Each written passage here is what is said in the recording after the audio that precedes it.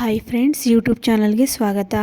ಮುಂದಿನ ಆಸೆ ಸಂಚಿಕೆ ಏನಾಗುತ್ತೆ ಅಂತ ನೋಡೋಣ ಬನ್ನಿ. ಶುರುವಿನಲ್ಲಿ ರೋಹಿಣಿ ತಾಯಿ ಕ್ರಿಶ್ ಇಬ್ಬರು ಕೂಡ ಹಾಲಲ್ಲಿ ಕೂತಿರ್ತಾರೆ. ರೋಹಿಣಿ ತಾಯಿ ಕೂತಿರುವಾಗ ಕ್ರಿಶ್ ಕೇಳ್ತಾನೆ, ಅಜ್ಜಿ ನಮ್ಮ ಮನೆಗೆ ಯಾವಾಗ ಹೋಗೋಣ ಅಜ್ಜಿ ಅಂತ ಹೇಳಿ ಕ್ರಿಶ್ ಕೇಳ್ತಾನೆ. ರೋಹಿಣಿ ತಾಯಿ ಹೇಳ್ತಾರೆ, ಕಣ್ಣಿನ ಬ್ಯಾಂಡೇಜ್ ತೆಗೆದ್ಮೇಲೆ ಹೋಗೋಣಪ್ಪ ಅಂತ ಹೇಳಿ ಕ್ರಿಶ್ಗೆ ಹೇಳ್ತಾರೆ. ರೋಹಿಣಿ ತಾಯಿ ಆ ಥರ ಹೇಳಿದಾಗ ಕ್ರಿಶ್ ಹೇಳ್ತಾನೆ, ಹಾಗಿದ್ರೆ ಅಜ್ಜಿ ನಾನೇ ತೆಗಿತೀನಿ ಅಂತ ಹೇಳಿ ಬ್ಯಾಂಡೇಜ್ನ ಮುಟ್ಟಕ್ಕೆ ಹೋಗ್ತಾನೆ. ಆಗ ರೋಹಿಣಿ ತಾಯಿ ಹೇಳ್ತಾರೆ, ಹೇ ಕ್ರಿಶ್ ಅದನ್ನು ಮುಟ್ಬೇಡಪ್ಪ, ಅದು ನೀನು ತೆಗಿಬಾರ್ದು ಅಂತ ಹೇಳಿ ಹೇಳ್ತಾರೆ. ರೋಹಿಣಿ ತಾಯಿ ಹೇಳ್ತಾರೆ, ಕ್ರಿಶ್ ಅದನ್ನೆಲ್ಲ ನೀನು ಮುಟ್ಬಾರ್ದಪ್ಪ, ಡಾಕ್ಟ್ರ್ ತೆಗಿತಾರೆ ಅಂದಾಗ, ಹೌದಾ ಅಜ್ಜಿ ಸರಿ ಅಂತ ಹೇಳಿ ಹೇಳ್ತಾನೆ ಕ್ರಿಶ್. ಅದನ್ನು ನೋಡಿ ರೋಹಿಣಿ ಸೈಡಲ್ಲಿ ನಿಂತ್ಕೊಂಡು ನೋಡ್ತಾ ಇರ್ತಾಳೆ. ರೋಹಿಣಿ ಯೋಚನೆ ಮಾಡ್ತಾ ಇರ್ತಾಳೆ, ಹೇಗೋ ಪ್ಲ್ಯಾನ್ ಮಾಡಿ ಎಲ್ಲರಿಗೂ ನಾನು ಕಳಿಸಾಯಿತು, ಆದರೆ ಸೂರ್ಯ ಮಾತ್ರ ಯಾವಾಗ ಹೋಗ್ತಾರಂತ ಗೊತ್ತಾಗ್ತಿಲ್ವಲ್ಲ ಅಂತ ಹೇಳಿ ಯೋಚನೆ ಮಾಡ್ತಾ ಇರ್ತಾಳೆ ಈ ಕಡೆ ರೋಹಿಣಿ. ಈ ಕಡೆ ಸೂರ್ಯ ಫೋನಲ್ಲಿ ಮಾತಾಡಿಕೊಂಡು, ಸರಿ ಸರ್ 5 ಮಿನಿಟ್ಸಲ್ಲಿ ಅಲ್ಲಿರ್ತೀನಿ ಸರ್ ಅಂತ ಹೇಳಿ ಹೇಳ್ತಾ ಆಚೆ ಬರ್ತಾನೆ. ಅಮ್ಮ ನಾನು ಕೆಲಸ ಇದೆ ಹೋಗ್ಬಿಟ್ಟು ಬರ್ತೀನಮ್ಮ ಅಂತ ಹೇಳಿ ಸೂರ್ಯ ರೋಹಿಣಿ ತಾಯಿಗೆ ಹೇಳ್ತಾ ಇರ್ತಾರೆ. ಅದನ್ನು ರೋಹಿಣಿ ಕೇಳಿಸ್ಕೊಂಡು, ಹಬ್ಬ ಈಗ ಹೊರಟ್ರ ಒಳ್ಳೇದಾಯಿತು ಅಂತ ಹೇಳಿ ಹೇಳ್ತಾ ಇರ್ತಾಳೆ. ಇನ್ನೊಂದು ಕಡೆ ಕ್ರಿಶ್ ನಾನು ಹೊರಡ್ತೀನಿ ಅಂತ ಹೇಳಿ ಸೂರ್ಯ ಹೇಳಿದಾಗ, ಅಂಕಲ್ ನಾನು ನಿಮ್ಮ ಜೊತೆ ಬರಲ್ಲ ಅಂತ ಹೇಳಿ ಕ್ರಿಶ್ ಹೇಳ್ತಾನೆ. ಅಯ್ಯೋ ನಿನ್ನ ಕಣ್ಣು ಅದು ಬ್ಯಾಂಡೇಜ್ ತಗಿಲಿ ಆಮೇಲೆ ನಾನು ನಿನ್ನ ಕರ್ಕೊಂಡು ಹೋಗ್ತೀನಿ ಅಂತ ಹೇಳಿ ಹೇಳ್ತಾನೆ ಸೂರ್ಯ ಹೇಳ್ತಾನೆ, ಏನು ಸಂಕೋಚ ಪಡ್ಕೋಬೇಡಿ ಅಮ್ಮ, ಈಗ ಮೀನಾ ಬರ್ತಾಳೆ, ಅಡುಗೆ ಮಾಡಿದಾಳೆ ಅನಿಸುತ್ತೆ, ಊಟ ಮಾಡಿಕೊಂಡು ಚೆನ್ನಾಗಿ ರೆಸ್ಟ್ ತಗೊಳ್ಳಿ, ನಾನು ಬರ್ತೀನಿ ಅಂತ ಹೇಳ್ಬಿಟ್ಟು ಅಲ್ಲಿಂದ ಸೂರ್ಯ ಹೊರಟೋಗ್ತಾನೆ. ಇವನು ಯಾವಾಗ ಹೋಗ್ತಾನೆ ಫಸ್ಟು ಇವನು ಹೊರಟ್ರೆ ಸಾಕು ಅಂತ ಹೇಳ್ಬಿಟ್ಟು ರೋಹಿಣಿ ಸೈಡಲ್ಲಿ ನಿಂತ್ಕೊಂಡು ಹೇಳ್ತಾ ಇರ್ತಾಳೆ. ಸರಿ ಕ್ರಿಶ್ ಬಾಯ್ ಅಂತ ಹೇಳ್ಬಿಟ್ಟು ಹೊರಗಡೆ ಸ್ಲಿಪ್ಪರ್ ಹಾಕೊಳ್ತಾ ಇರ್ತಾನೆ ಸೂರ್ಯ. ರೋಹಿಣಿ ಖುಷಿಯಿಂದ ಆಚೆ ಬಂದು ಕಿಚನ್ ರೂಮ್ ಹತ್ರ ಹೋಗ್ತಾಳೆ. ಒಂದು ಫೋನ್ ಬರುತ್ತೆ ಸೂರ್ಯಂಗೆ. ಆಗ ಹೌದಾ ಸರ್, ಆಯಿತು ಸರ್ ಅಂತ ಹೇಳಿ ಸ್ಲಿಪ್ಪರ್ನ ಬಿಟ್ಟು ಒಳಗಡೆ ಬರ್ತಾನೆ.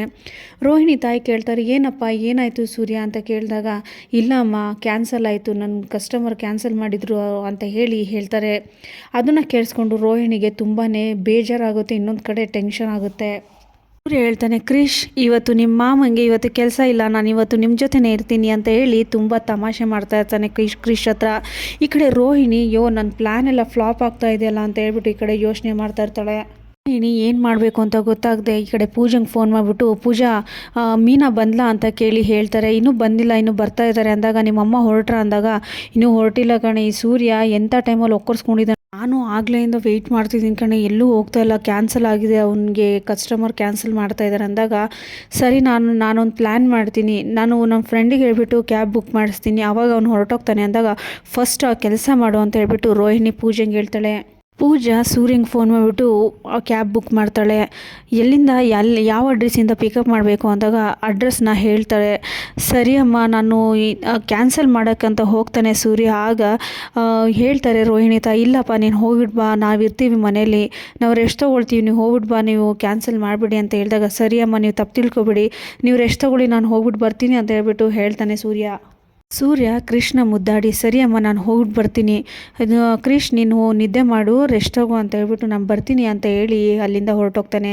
ಸೂರ್ಯ ಸ್ಲಿಪ್ಪರ್ ಹಾಕ್ಕೊಂಡು ಆಚೆ ಹೋದ್ಮೇಲೆ ಆ ಕಡೆ ಈ ಕಡೆ ನೋಡ್ತಾಳೆ ರೋಹಿಣಿ ಹೋದ್ನಾ ಇಲ್ವಾ ಅಂತ. ಹೋದ್ಮೇಲೆ ಆಚೆ ಬರ್ತಾಳೆ. ರೋಹಿಣಿ ಆಚೆ ಬಂದು ರೋಹಿಣಿ ಕೃಷ್ಣ ಕರ್ಕೊಂಡೋಗಿ ಬೆಡ್ ಮೇಲೆ ಮಲಗಿಸಿ ನಿದ್ದೆ ಮಾಡಿಸಿ ಆಚೆ ಬರ್ತಾಳೆ. ಮಗುನ ಮಲಗಿಸ್ಬಿಟ್ಟು ಬಂದು ಆಚೆ ಬಂದು ರೋಹಿಣಿ ಅವ್ರ ತಾಯಿಗೆ, ಅಲ್ಲ ನಿನಗೆ ಸ್ವಲ್ಪನಾದ್ರೂ ಬುದ್ಧಿ ಇಲ್ವಾ, ನೀನು ಇಲ್ಲೇನು ಕೆಲಸ ಇಲ್ಯಾಕೆ ಬಂದಿದ್ಯಾ ನೀನು ಅಂತ ಹೇಳುವಾಗ ಆಗ ರೋಹಿಣಿ ತಾಯಿ, ಅಲ್ಲ ಕಲ್ಯಾಣಿ ಅಂತ ಹೇಳ್ತಾ ಇರ್ತಾಳೆ.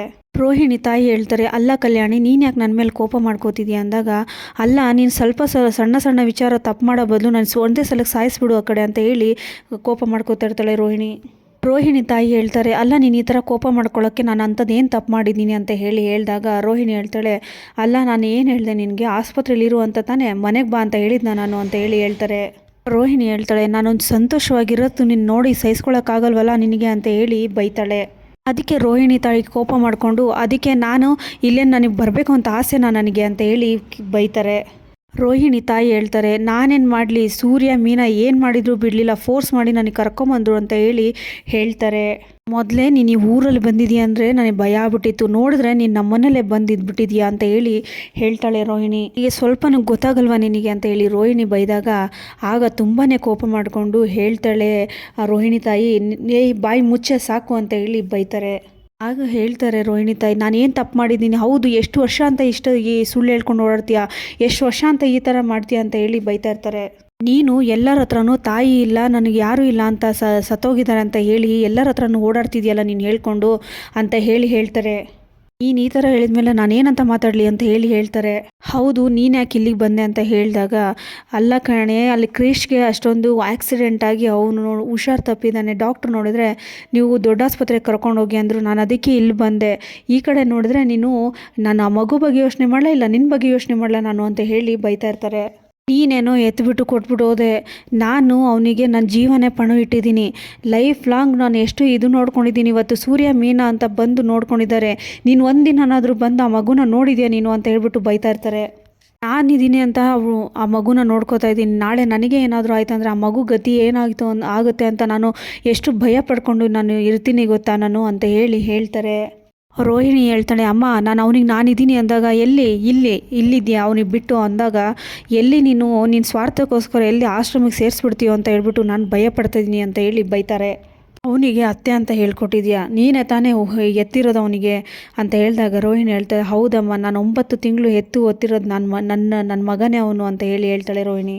ಆ ಕ್ರಿಶ್ಗೆ ಏನು ಮಾಡಬೇಕು ಅಂದ್ಕೊಂಡಿದ್ಯಾ ಅಂತ ಹೇಳಿದಾಗ ರೋಹಿಣಿ ತಾಯಿ, ಅಲ್ಲಮ್ಮ ಸ್ವಲ್ಪ ಟೈಮ್ ಕೊಡು, ನಾನು ಕೂಡ ಮನೇಲಿ ಸತ್ಯನ ಹೇಳ್ತೀನಿ, ಸತ್ಯನ ಹೇಳ್ಬಿಟ್ಟು ನಾನು ಮನೋಜು ನನ್ನ ಕ್ರಿಶ್ಗೆ ಒಳ್ಳೆ ತಂದೆ ಆಗ್ತಾನಂತ ನಾನು ಅಂದ್ಕೊಂಡಿದ್ದೀನಿ, ನಾನು ಮಾತಾಡ್ತೀನಿ, ಅಲ್ಲಿವರೆಗೂ ನನಗೆ ಟೈಮ್ ಕೊಡು ಅಂತ ಹೇಳ್ತಾಳೆ ರೋಹಿಣಿ ತಾಯಿ ಹೇಳ್ತಾರೆ, ನೋಡಮ್ಮ, ಜಾಸ್ತಿ ಟೈಮ್ ಇಲ್ಲ, ನೀನು ಚೆನ್ನಾಗಿರೋದು ನನಗೆ ಖುಷಿನೇ, ಆದರೆ ಕೃಷ್ಣ ಬಿಟ್ಟು ಅಲ್ಲ, ಕೃಷ್ಣನ ಜೊತೆಗಿದ್ರೆ ನನಗೆ ಎಷ್ಟು ಖುಷಿ ಆಗುತ್ತೆ ಅಂತ ಹೇಳ್ತಾರೆ.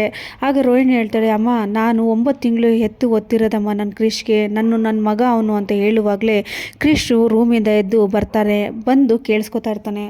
ಕ್ರಿಶು ನಿದ್ದೆಯಿಂದ ಎದ್ದು ಬಂದು ಅಜ್ಜಿ ಅಂತ ಕೂಗ್ತಾ ಇರ್ತಾನೆ.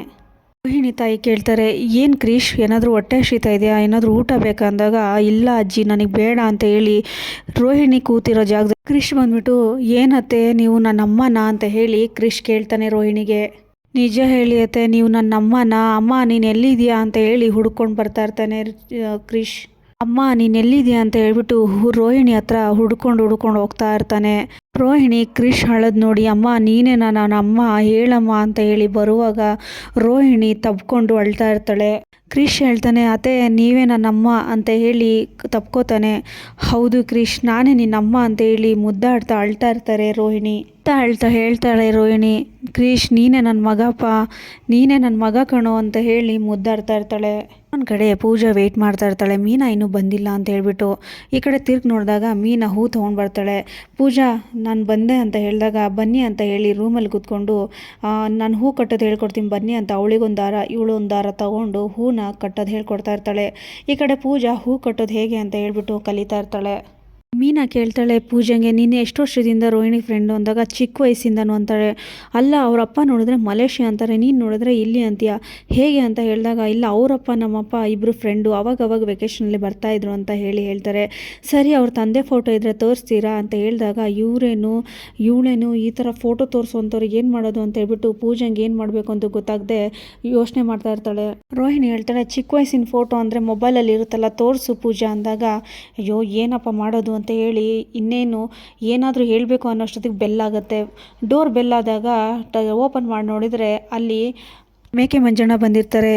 ಅಯ್ಯೋ ಇವ್ನು ಈ ಟೈಮಲ್ಲೇ ಬರಬೇಕಾ ಅಂತ ಹೇಳಿ, ಏನಕ್ಕೆ ಬಂದೆ ಅಂದಾಗ, ಇಲ್ಲ ನನ್ನ ಮನೇಲಿ ಅಡುಗೆ ಮಾಡಿದ್ದೆ, ಅದನ್ನು ಕರಿ ಕೊಟ್ಟೋಗೋಣ ಅಂತ ಬಂದೆ ಅಂತ ಹೇಳ್ತಾರೆ.